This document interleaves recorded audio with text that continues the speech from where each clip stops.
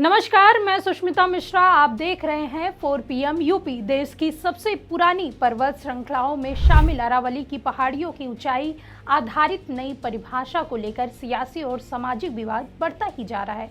अरावली को बचाने के लिए चारों तरफ से आवाजें उठ रही हैं, जगह जगह प्रोटेस्ट किए जा रहे हैं। पर्यावरण कार्यकर्ताओं के विरोध के बीच अब विपक्ष ने भी सरकार पर निशाना साधा है।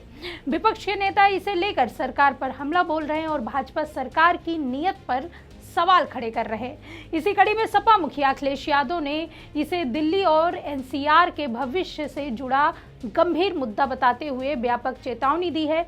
बता दें कि अरावली विवाद सीधे पर्यावरण प्रदूषण नियंत्रण और जनजीवन से जुड़ा माना जाता है। अखिलेश यादव ने सोशल मीडिया पर एक पोस्ट किया। उन्होंने इस पोस्ट में अरावली को दिल्ली का प्राकृतिक सुरक्षा कवच बताया है।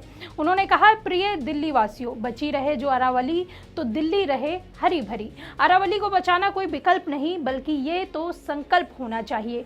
मत भूलिए कि अरावली बचेगी तो ही एनसीआर बचेगा। अखिलेश ने इस पर जोर देते हुए कहा कि अरावली को बचाना जरूरी है, क्योंकि यह दिल्ली और एनसीआर के लिए एक प्राकृतिक सुरक्षा कवच है, या कहें कुदरती ढाल है।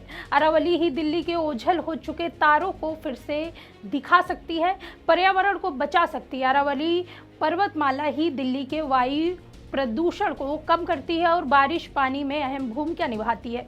अरावली से ही एनसीआर की जैव विविधता बची हुई है। जो वेटलैंड गायब होते चले जा रहे हैं, उन्हें यही बचा सकती है। गुम हो रहे परिंदों को वापस बुला सकती है। वहीं इसी कड़ी में अखिलेश यादव ने कहा कि अरावली से ही एनसीआर का तापमान नियंत्रित होता है। इसके अलावा अरावली से एक भावनात्मक लगाव भी है, जो दिल्ली की सांस्कृतिक ऐतिहासिक धरोहर का हिस्सा है। अरावली को बचाना दिल्ली के भविष्य को बचाना है, नहीं तो एक सांस लेने के लिए संघर्ष कर रहे दिल्लीवासी स्मॉग जैसे जानलेवा हालात से कभी बाहर नहीं निकल पाएंगे। आज एनसीआर के बुजुर्ग, बीमार और बच्चों पर प्रदूषण का सबसे खराब और खतरनाक असर पड़ रहा है। यहाँ के विश्व प्रसिद्ध हॉस्पिटल और मेडिकल सर्विस सेंटर तक बुरी तरह प्रभावित हुआ है। जो लोग बीमारी ठीक करने दिल्ली आते हैं, वो अब और बीमार होने जा रहे हैं। उन्होंने चिंता जाहिर करते हुए कहा कि ये हाल रहा तो उत्तर भारत के सबसे बड़े बाजार और आर्थिक केंद्र के रूप में भी दिल्ली अपनी अहमियत खो देगी। विदेशी तो छोड़िए, देश के पर्यटक भी यहाँ नहीं आएंगे। ना ही दिल्ली में कोई बड़ा इवेंट आयोजित होगा, ना ही कोई राजनीतिक, शैक्षिक, अकादमिक, सामाजिक, सांस्कृतिक, साहित्य सम्मेलन आयोजित होगा, ना ही ओलंपिक, कॉमनवेल्थ या एशियाड जैसे कोई बड़ी खेल प्रतियोगिताएं आयोजित होगी। उन्होंने कहा कि यहाँ hotel, restaurant, taxi, cab, guide, handicraft business, हर काम, कारोबार व अन्य सभी आर्थिक सामाजिक गतिविधियां ठप हो जाने के कगार पर पहुंच जाएगी। अखिलेश ने कहा कि जब प्रदूषण की वजह से हवाई जहाज नहीं चलेंगे, ट्रेनें घंटों लेट होंगी, सड़क परिवहन असुरक्षित हो जाएगा, तो दिल्ली कौन आएगा। यहाँ तक कि इसका असर ये भी पड़ेगा कि लोग अपने बेटे बेटी की शादी तय करने से पहले दिल्ली के हवा पानी के बारे में सोचने लगेंगे। उन्होंने इसलिए हर नागरिक के साथ हर स्कूल, कोचिंग, हर व्यापार, हर रेहड़ी पटरी वाले, हर घर परिवार तक को अरावली बचाओ अभियान का हिस्सा बनना चाहिए। हर चैनल, हर अखबार को यह अभियान चलाना चाहिए। अखिलेश यादव ने कहा कि जो लोग सरकार की चाटुकारिता कर रहे हैं, वो भी समझ ले कि उनका स्वयं का जीवन भी खतरे में है। अरावली को बचाना मतलब खुद को बचाना है। अगर अरावली का विनाश नहीं रोका गया तो भाजपा की अवैध खनन को वैध बनाने की साजिश और जमीन की बेइंतहा भूख देश की राजधानी को दुनिया की प्रदूषण राजधानी बना देगा और लोग दिल्ली छोड़ने को बाध्य हो जाएंगे।